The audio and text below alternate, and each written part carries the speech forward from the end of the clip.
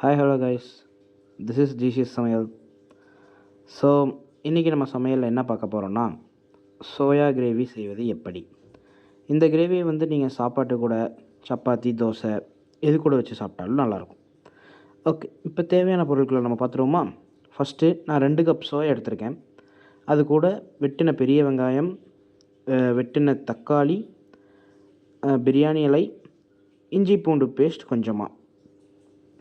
தென் ஸ்பைசஸில் பார்த்திங்கன்னா மஞ்சத்தூள், மிளகுத்தூள், மிளகாய்த்தூள் மற்றும் கரம் மசாலா அண்ட் மிளகுத்தூள். ரெக்குயர்மெண்ட்ஸ் எல்லாம் நான் போட்டிருக்கேன். வேணால் நீங்கள் வீடியோவை பாஸ் பண்ணிவிட்டு இதெல்லாம் என்னென்ன வேணும்னு சொல்லி நீங்கள் பார்த்துக்கலாம். ஓகே, ஃபஸ்ட்டு அடுப்பு ஆன் பண்ணிக்கலாம்.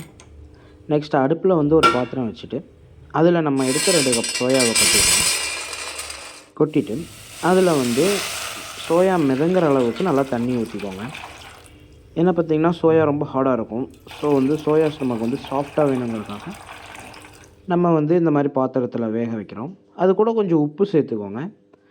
நல்லா இந்த மாதிரி பதத்துக்கு வர மாதிரி நல்லா வேக வச்சுக்கோங்க.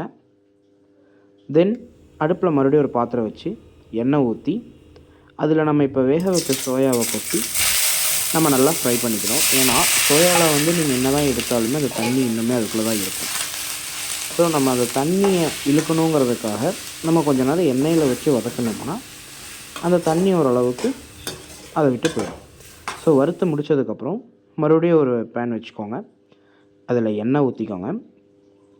எண்ணெய் ஊற்றிட்டு நம்ம வச்சுருந்த பிரியாணி இலையை ஃபஸ்ட்டு போட்டுக்கலாம். பிரியாணி இலை நல்லா கொஞ்சம் புரிஞ்சோடனே நம்ம வெட்டி வச்ச வெங்காயத்தை சேர்த்துக்கலாம்.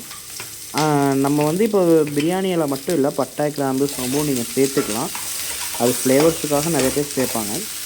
அது அவங்க விருப்பம். உங்களுக்கு தேவைன்னா நீங்கள் சேர்த்துக்கலாம், ஆனால் நான் சேர்க்கலை. வெங்காயம் ஓரளவுக்கு வதங்கின உடனே நம்ம இஞ்சி பூண்டை பேஸ்ட் கொஞ்சம் போட்டுக்கலாம். இப்போ இஞ்சி பூண்டு பேஸ்ட்டில் ஒரு மாதிரி பச்சை வாசம் வரும். ஸோ அந்த பச்சை வாசமும் வெங்காயத்தோட பச்சை வாசமும் போகிற அளவுக்கு நல்லா வதக்கிக்கோங்க. வேணுன்னா கொஞ்சம் உப்பு போட்டுக்கோங்க. ஏன்னா உப்பு போடுறது எதுக்குன்னா நல்லா வதங்கணும் அப்படிங்கிறதுக்காக நம்ம உப்பு போடுவோம். நல்லா ஒரு மாதிரி கோல்டன் கலர் அந்த அளவுக்கு வர அளவுக்கு வதக்கிக்கோங்க.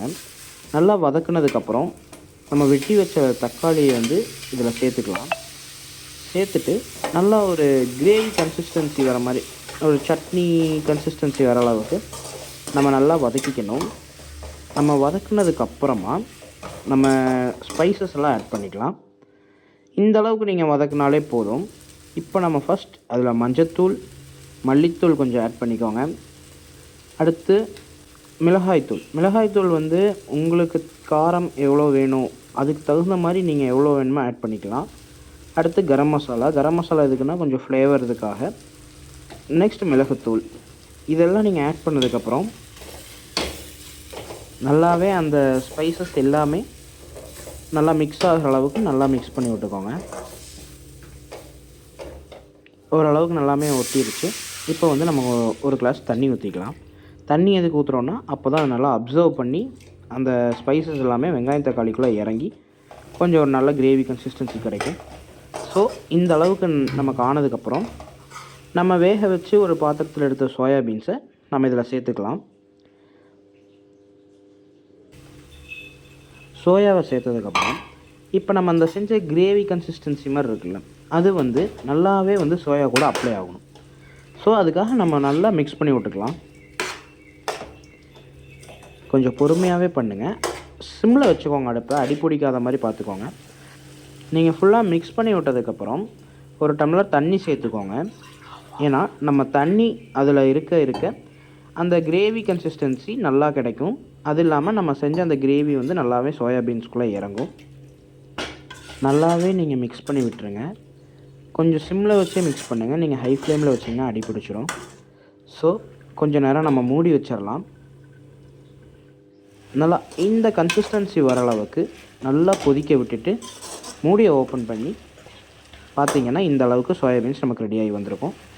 நம்ம ஃபைனல் டச்சாக நம்ம புதினா சேர்த்துருக்கோம். நீங்கள் மல்லி கூட ஆல்டர்னேட்டிவாக சேர்த்துக்கலாம், ஒன்றும் பிரச்சனை இல்லை. ஓகே, நம்ம சுவையான சோயாபீன்ஸ் கிரேவி ரெடி ஆகிடுச்சு. எல்லோரும் இது உங்கள் வீட்டில் ட்ரை பண்ணிவிட்டு எப்படி இருக்குன்னு சொல்லி கமெண்ட்டில் சொல்லுங்கள். ஓகே, சப்ஸ்கிரைப் பண்ணிக்கோங்க. அந்த சப்ஸ்கிரைப் பக்கத்தில் இருக்க பெல் பட்டன் அழுத்திக்கோங்க. அப்போ தான் நாங்கள் எப்போவுமே போடுற வீடியோஸ் உங்களுக்கு அப்டேட் ஆகிட்டே இருக்கும். So like, share, comment. Thank you guys.